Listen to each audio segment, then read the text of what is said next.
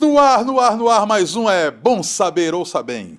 Existem duas atividades humanas que precisam do maior investimento possível: a guerra e a educação. A guerra para destruir, a educação para construir. Anísio Teixeira, maior pensador e fazedor da educação no Brasil. Que beleza, e assim nós abrimos este programa dizendo: não apenas torcemos por você, nós confiamos em você, nós apostamos em você. Estamos aqui trazendo o melhor conteúdo para que você o aproveite e chegue lá no vestibular, chegue lá no Enem, onde você quiser e faça da melhor maneira. Vamos começar? Vamos embora, hora de estudar. Caneta, memória, mente, papel, o que você tiver aí. Abra o olho, porque vem, tá na mídia, tá na prova. A beatificação de Irmã Dulce é o assunto. No dia 22 de maio de 2011, uma multidão de fiéis se reuniu no Parque de Exposições de Salvador para assistir à cerimônia de beatificação de Irmã Dulce Lopes Pontes, ou simplesmente Irmã Dulce, também conhecida como o Anjo Bom da Bahia. A missa foi presidida pelo cardeal Dom Geraldo Magela Agnello. Irmã Dulce nasceu no dia 26 de maio de 1914 e faleceu em 13 de maio de 1992, aos 77 anos. Em dezembro de 2010, o Papa Bento XVI incluiu a religiosa no rol de beatos e santos católicos com o nome de Bem-aventurada Dulce dos Pobres. Para a beatificação, o Vaticano analisou juridicamente uma série de documentos para comprovar o milagre atribuído à Irmã Dulce, a salvação de uma mulher que sofria com um processo hemorrágico após o nascimento do segundo filho. Os médicos consideraram a cura inexplicável. Olha bem, uma mulher que perambulou pelas ruas da Bahia de manhã, de tarde, à noite, de madrugada, recolhendo pobres, doentes. Uma mulher que, com a sua aparente fragilidade física, ergueu, não é, aquele hospital monumental, o Hospital Santo Antônio, e fez daquilo a única referência que o povo pobre da Bahia tinha. Uma mulher que dedicou a sua vida inteira ao bem. É que o processo da igreja é muito mais lento e é cuidadoso. E a beatificação é a anteporta, né, do reconhecimento de Irmã Dulce como santa. Mas para o povo da Bahia, para o povo do Brasil, santa ela já é há muito tempo, inclusive desde quando estava entre nós. É por aí. Pois é, estamos aí, vamos continuar. Continue ligado, em que agora vem aquele assunto do seu primeiro ano. Sei lá, talvez da 8ª série. Quem sabe você voltou a ver o assunto no segundo ano, agora no terceiro, mas não ficou muita coisa. E o É Bom Saber traz para isso, para que você o retempere, o reaqueça e espere a hora da prova. Na base, realismo, naturalismo, com o professor Renato Doria. Olá, eu sou Renato Doria, professor de literatura e autor de livros para vestibulares. E hoje, nesse encontro nosso, falaremos de realismo-naturalismo. Importa para o aluno ou para o estudante de literatura estabelecer algumas oposições e contrastes entre os estilos para facilitar a compreensão de, pelo menos, as características essenciais dos estilos de época. Como é sabido, o romance romântico era um romance considerado de romance sentimental. Se abusava da imaginação criadora, da subjetividade, do sentimentalismo e procurava-se criar uma imagem positiva da sociedade. Já o romance realista, chamado, portanto, de romance documental, ele se diferencia do romance romântico porque ele lança uma visão mais objetiva sobre a sociedade. A expectativa do leitor e também o papel e a relação do escritor com a sociedade se modifica no romance realista. Interessante é perceber que o romance realista naturalista ele surge num contexto muito complicado do Ocidente europeu. Vive-se o triunfo da sociedade burguesa e capitalista, fruto da Revolução Industrial.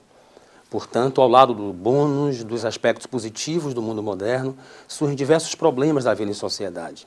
Cidades inglesas, por exemplo, berço, juntamente com a França, do romantismo europeu, ao lado da Alemanha.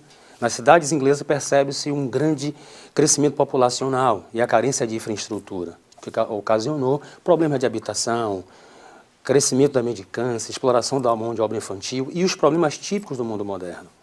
Por essa razão que o romance realista, ele lança um olhar mais crítico sobre a sociedade. Ele quer documentar os problemas, investigar do ponto de vista social e do ponto de vista psicológico a conduta e o comportamento do homem moderno.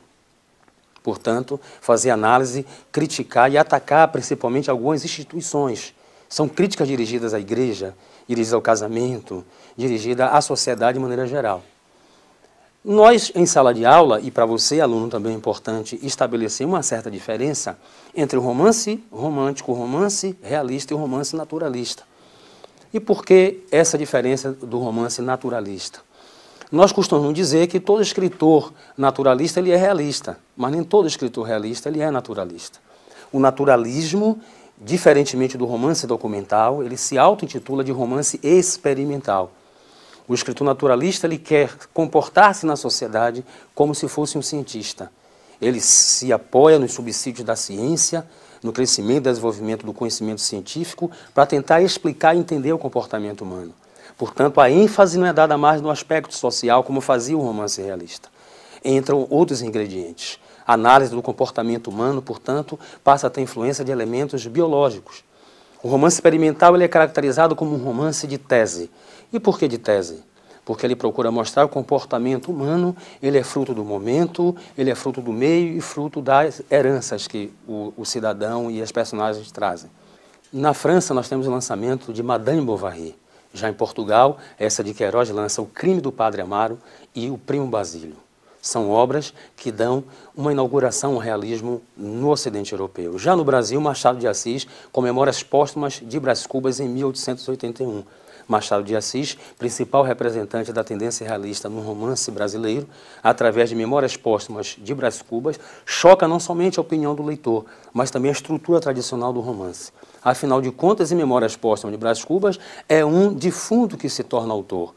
Portanto, livre da cobrança e do olhar crítico da sociedade, ele pode investigar a hipocrisia da formação da sociedade burguesa, denunciar a fragilidade do casamento e apontar as contradições da alma humana. Isso é Machado de Assis. Já no naturalismo, o grande expoente é Aloysio Azevedo. Aloysio Azevedo, autor de Mulato, de Casa de Pensão e principalmente da obra-prima do naturalismo brasileiro, que é O Cortiço. Aloysio Azevedo é considerado o escritor da coletividade. É através do cortiço, por exemplo, que ele converte em laboratório o espaço físico de um cortiço e procura mostrar como o comportamento das personagens ali naquele espaço físico limitado está condicionado àquele ambiente, está condicionado à herança biológica que essas personagens trazem. Portanto, o aluno que vai se debruçar sobre esse assunto muito importante, muito profundo e complexo, que é o romance realista naturalista, ele deve considerar tanto o aspecto do contexto europeu, o contexto histórico nacional e aprofundar os conhecimentos em torno, principalmente de Eça de Queiroz, de Machado de Assis e de Aloysio Azevedo. Portanto, espero que com essa breve aula, essa breve introdução desses assuntos, possa ter ajudado o aluno, ao estudante, a aprofundar os seus conhecimentos em literatura brasileira e literatura portuguesa. Até a próxima.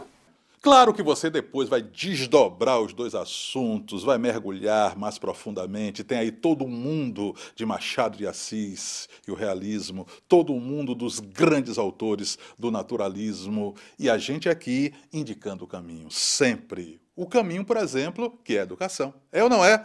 Educação é por aí. Professora Conceição Maria Estevão vai nos contar e reafirmar por que educação é o melhor dos caminhos.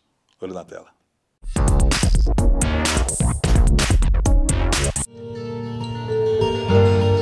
A educação, ela deve estar como um papel importante dentro dessa construção da sociedade.